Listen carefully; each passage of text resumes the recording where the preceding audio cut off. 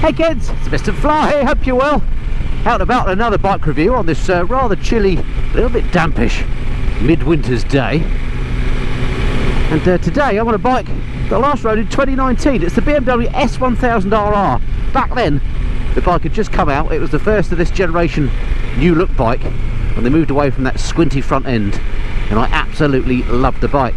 At the time, I kind of fell in love with it and said I thought it was possibly the best sports bike you could buy, and I commented that it would be great to borrow one from BMW if I could, a little bit longer term, and get to know the bike a bit better to see what it's like to live with. Well, I'm absolutely thrilled to say BMW UK have lent me this bike for about the next month, so I'm absolutely going to ride the pants off it. I'm going to get to know the bike as well as I possibly can, and see if I can conclude whether it is indeed still the best sports bike that you can buy, in particular the best sports bike for the normal rider, something that's basically road based. Anyway, so if you're interested in the S1000RR, and in this particular guise it's the M Sport version, stick around and stay tuned, this video's for you.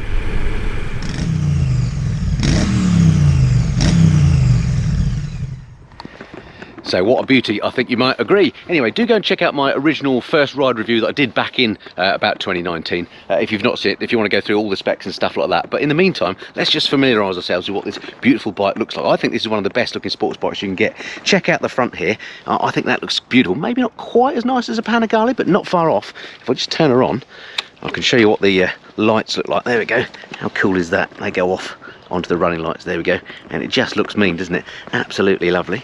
Let's just turn that off so I don't kill the battery. So this, as I mentioned, is the M Sport bike. That means it comes with a few extras. So it's got the additional M seat, it's got the most important thing I think is the light carbon wheels. You can see on here these are actually carbon fibre wheels. They look absolutely beautiful and make the handling a bit better. This particular one's got the optional M caliper. I don't think that comes as standard. It's also got a lightweight lithium battery, and it's got a slightly higher tailpiece, I think, and I think that's about it that the M comes with, and of course this paint job that it comes with as well. So yeah, absolutely stonking looking machine. Anyway, that's enough looking at it. Let's get back on and see what this thing's like to ride in terms of comfort. Alright, so back on the bike then, and let's first off talk about comfort, because the word comfort with sports bikes doesn't usually come up in a positive way, does it, if that makes sense. Let's face it, sports bikes aren't generally that comfortable. Having said that, I've ridden all the major sports bikes.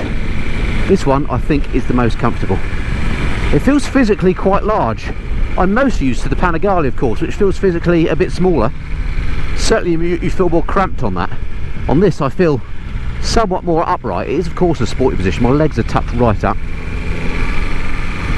The handlebars feel relatively wide for a sports bike. You've got plenty of good leverage with them, and you can sit sort of upright if you want to, as well as slide right back on the seat and get down in a sporty tuck if that's your game. And my word, that is what this bike is all about. What a machine. The handling on this is absolutely incredible. We'll talk more about that in a minute. Right, while we're talking handling, suspension, weight, that sort of thing, the numbers on this for weight, if I just refer to my notes, this is 193 kilograms wet, or 173 kilograms dry. That's for this M package bike. That's about a 4 kilogram saving over the standard bike, and that's because of things like the lithium battery and so on. The carbon wheels alone on here actually save 1.7 kilograms. Oh, did I show you the back one? There we go. Here's the carbon wheel on the back as well. Looks absolutely lovely, as well as makes that handling lovely and sharp. Back to the comfort. One of the things that this M Sport model has is a slightly different seat to the standard bike. I think they call it the M seat, and I have to say it feels pretty hard to me. I can't remember from 2 years ago how bad the seat was on the original bike, but this one still feels pretty solid. On the upside though, there's loads of room on here. I can slide way back and a long way forward, so I said that the bike felt quite large compared to other sports bikes. Certainly if you're a larger fella, I don't think you're going to have a problem getting comfortable on here. Wow, it's ballistic, this thing.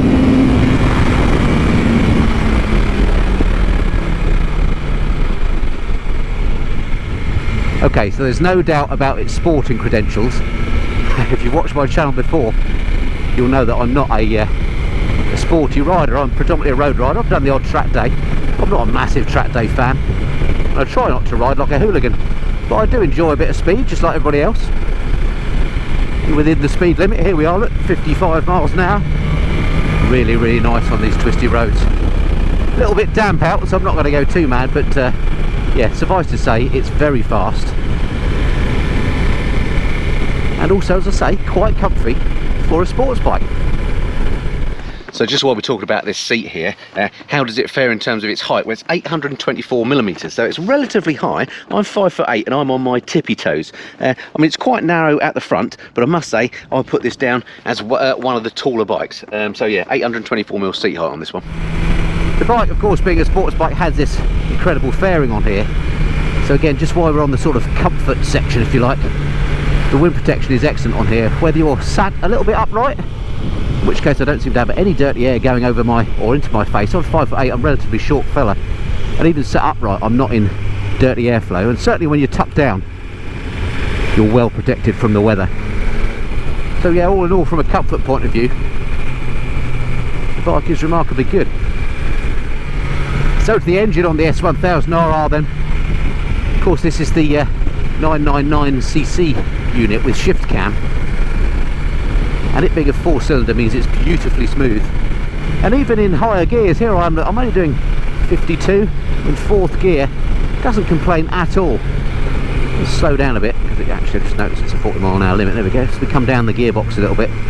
Amazing quick shifter on here, by the way, both up and down quick shifter, as smooth as you like.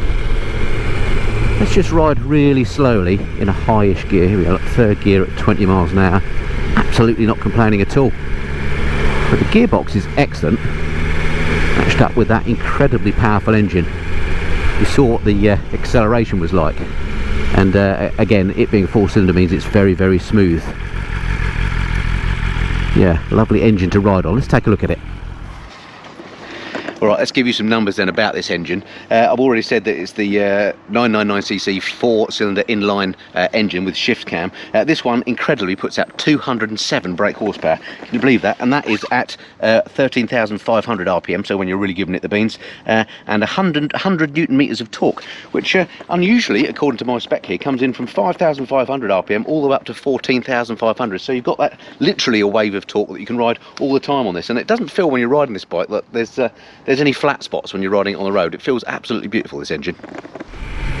The suspension on the M Sport model that I'm riding here, this one's got the dynamic damping control. You can see the little lead going into the stepper motor on the front fork, and it's similarly got electric suspension on the rear, and it feels just amazing. I've already said that the handling is incredible. Take it as read, the handling on this is just top notch. One of the extra things you get with the M Sport are carbon wheels, and that also adds to making the handling feel amazing. Suspension on here, I guess, how would I describe it? It's not so firm that it's trying to chuck me out the seat, but it's firm enough that you can really take these corners nicely with great confidence, knowing what the wheels are doing. I like the suspension on here a lot. Let's just check these brakes out. Let's have a look behind. Nothing behind. Front brake, wow, is amazing. Let's just try the rear. Yeah, actually the rear's not too bad either. Alright, let's jump off the bike again and take a look at those. Alright, let's talk brakes on this then. I've already mentioned that this one's got the optional M Sport caliper, but all these bikes come with a 4-pot caliper on the front, and that's on 320mm dual discs. At the back, we've got a single 220mm disc, and that's on a single pot Brembo, as you can see, and they work absolutely fine. What about the controls and displays on the S1000RR? Well, as you can see right in front of me, I've got BMW's brilliant Tft Display. I've said it before, and I'll no doubt say it again, that as far as TFTs are concerned, if you've got to have them, then I just think BMW do the best TFTs in the business. It's not just me that says that. I noticed most people say the same as well. I think that's sort of received wisdom these days. BMW do the best TFTs. It's nice and easy to use, as well as being bright to look at. I don't have a manual for this bike, but squeeze by here. But it is quite intuitive to work out how everything operates. You've got this little menu button on the left here that scrolls through the various items at the top of the screen, like fuel gauge and you know, range, all that sort of thing, your trip counters, what have you. That's all there. And then you've got BMW's brilliant whiz wheel here, which means you can scroll through the various other options, including the sport screen on this bike, which is a little extra. And that's all fairly straightforward how that works. You've got navigation as well, but that's via an app on the phone, something I don't like very much. I have downloaded the app. I haven't had a chance yet to actually hook it up my phone with the bike, but I'll do that when I get to the longer term review. So if you're interested in how that works or otherwise, then wait until I've done my in-depth review in a couple of weeks, and I'll show you how I've got on with that. But yeah, so the display is brilliant. Controls wise, all the buttonage on here is classic BMW. As I say, we've got the whiz wheel, which is great. All the controls look actually exactly the same as on my GS or any other BMW for that matter. And on this particular bike as well, I've got heated grips, which is lovely, and cruise control as well. Things you don't often see on sports bikes, and one of the things that makes the S1000RR a practical proposition for the road rider. It has got those comfort features that make riding a pleasure. Even through little urban bits like this, when you have to slow down and stuff, the bike just doesn't complain. Slow speed handling is lovely. One thing that I'm not so keen on the bike, while we're talking about the things that we look at, just get back to the dash, there we go, is the mirrors on this. They look alright. They've got indicators behind them, which I quite like, and you can fold them in if you want to, you know, move around the garage or filter or whatever. But they are a little bit vibraty. I don't know if it's because it's a 4-cylinder engine, but at certain revs it's a little bit buzzy. And I don't know if you can see with the camera in that mirror, for example, they do vibrate. I mean, I can see behind me okay, which is the function of mirrors after all, so that's fine. But they're not crystal clear. They do move around a bit. And that's one of my sort of pet hates about bikes. I don't know why. See, look, as I accelerate away, look how blurry that is.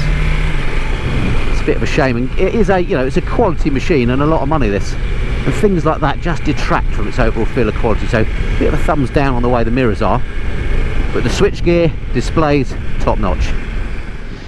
I suppose really I ought to show you the startup procedure on this, well, I'll call it dashboard, but instrument display, whatever we call it, the TFT, there we go. Here we go, if we show you this, it never gets old, does it? The way that these screens do the startup thing. Takes a little bit of thinking about it. Let's just cover me light up a bit so you can see what's going on. And you've got that lovely RR graphic, and there you have that beautiful TFT that BMW do so well. And here's all the switch gear, exactly the same as I mentioned as normal BMW stuff. You've got the cruise controls, as I said, as well. You've got the whiz wheel, which is absolutely splendid. Over on this side, you've got your heater grips as well as your mode changing. And something I do like about this is this top yoke is lovely and machined here. It looks like a quality bit of kit. Even things like this little BMW badge that just add to the overall feel of quality on this bike, which is something I've not mentioned. The fit and finish on here is lovely. This little bit of bronze subframe I really like. The red spring, it's really, really nice. The only thing I think that lets it down are things like this plastic here that is sort of almost fake carbon. Do you see that? I just think that looks a bit cheap and nasty, and there's quite a bit of it on the bike. You can get some extras for the bike that actually replaces that with actual carbon, which would look better, but then of course you're talking great cost as well. Shall we talk about electronics on the bike? Now, generally speaking, I'm not a big fan of electronics on motorcycles. I think that the less electronics the better. But where they do make sense is on a high-tech, super powerful sports bike like this. When you've got over 200 brake horsepower at the back wheel ready to spit you off, all the electronics you can get is worth having. And needless to say, this thing is absolutely laden with them. You name it, it's got it. It's got riding modes, it's got slide control, it's got anti-wheelie, hill hold, dynamic traction control. Basically, I could go on listing them for ages. You name the bit of tech, this machine has it. And all you really need to know is it works, because riding along here, I've got this just set in all its standard setups, and you wouldn't know that these things are intervening. I suspect they are, because it is quite slippery out here today, as I mentioned. Slow down a little bit, very easy to get carried away on bikes like this.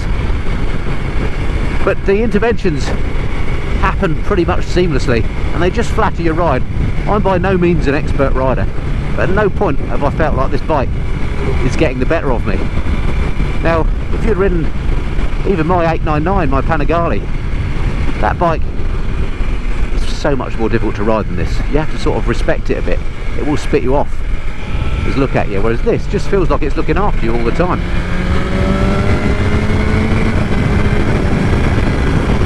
Wow, it's good. It is fast, and it's so smooth and easy to ride. So yeah, those electronics, although I don't generally speaking like them on bikes, they do look after you on here and flatter your riding. Now I suspect if you are a track day rider rather, and you do love shaving fractions of seconds off your lap times, this is a great bike to do it on. All sorts of tuning you can do on here and tweaking to get it set up exactly as you want, but as I say, out of the box feels pretty good to me. But then what do I know about that sort of thing?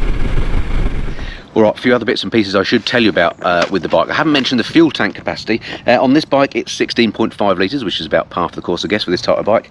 In terms of options for the bike, there's all sorts of things you can get on this, including various packages. There's a dynamic package you can get, there's a race package, a billet pack, a carbon pack, all sorts of stuff, which of course all adds up to the price. The basic price on the website for the S1000RR is 15,510. From that it says, of course the M Sport is a bit more, and once you've added a few of those packs and some of the tasty optional extras that you're going to want, then think more like 18 grand, but it still represents absolutely excellent value when you look at the competition. I'll talk more about that a bit later.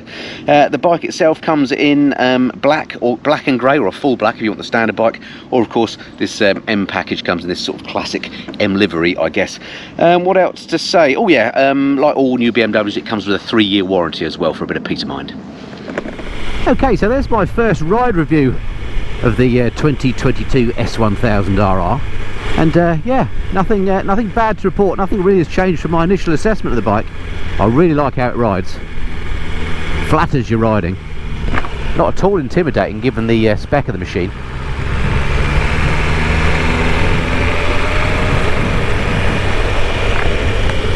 For a bike of this type, I think it represents excellent value. When you compare it to the competition, if you're looking at the Panigale V4s, the Aprilia RS V4, both bikes I've ridden, albeit not in their current incarnations, they are quite a lot more expensive than this bike. This is in the same sort of cost bracket as Yamaha R1s and Suzuki GSX R1000s, and this is so much better than those bikes. It's got so many more facilities and it just rides nicer, and dare I say it looks nicer as well. This bike looks beautiful in my eyes. So yeah, as an overall package, particularly if you're a road rider, because this is a bike you can go on tour and be perfectly comfortable all day long on, and this bike makes an awful lot of sense, and I'm really looking forward to riding it some more, even though it is winter. Alright, that's it for this time. Hope you enjoyed that. Don't forget, if you've not done so already, hit the subscribe button. It'd be great to have you join me for further videos, and I look forward to speaking to you next time. Until then, this has been the Mr. Fly. Cheerio.